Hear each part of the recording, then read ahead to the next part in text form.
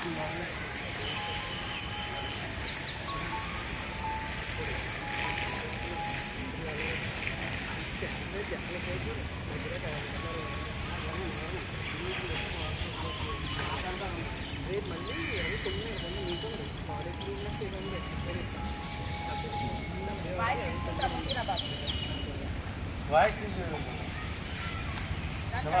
అండి.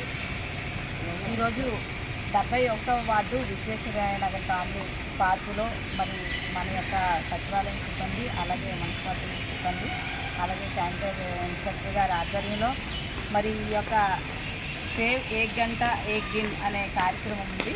అయితే మన దేశ ప్రధాని నరేంద్ర మోడీ గారు 75వ జన్మదినం సందర్భంగా ఈ నెల 17 నుంచి అక్టోబర్ 2 వరకు సేవా పక్షోత్సవాలు జరుగుతున్నాయి. అందులో భాగంగా మన దేశ ప్రధాని నరేంద్ర మోదీ గారు రక్తదాన శిబిరాల్ని, అలాగే మెడికల్ క్యాంపుల్ని, అలాగే స్వచ్ఛ భారత్ కార్యక్రమాన్ని చేపట్టడం జరిగింది.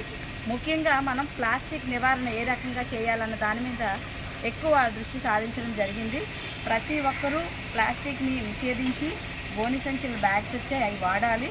అదేవిధంగా మన పరిసర ప్రాంతాలు మన వంతు బాధ్యతగా ప్రజలందరినీ కూడా మమేకం చేసి వాళ్ళకి అవేర్నెస్ ప్రోగ్రామ్ అంది ఇది.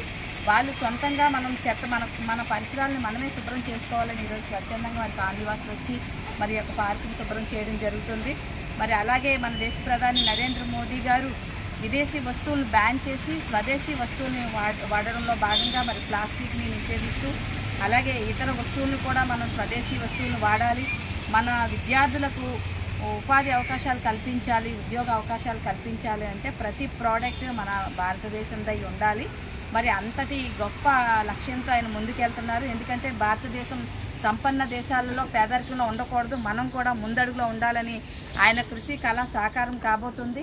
ఇటీవల మనం చూసుకున్నట్లయితే మరి ఈరోజు భారతదేశం మనం 5వ స్థానంలో ఉన్నాము. రాబోయే రోజుల్లో అది నెంబర్ 1 పొజిషన్కి వెళ్ళాలని ఆయన ఎంతో కృషి చేస్తున్నారు. మరి అలాంటి మన దేశ ప్రధాని నరేంద్ర మోదీ గారికి మనం ఏమిచ్చినా రుణం తీర్చుకోలేం.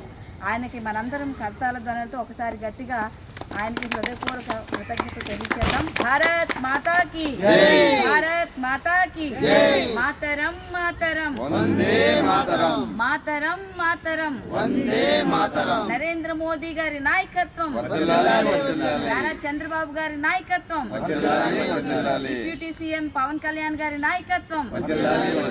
భారత్ మాతాకి జై శ్రీరామ్.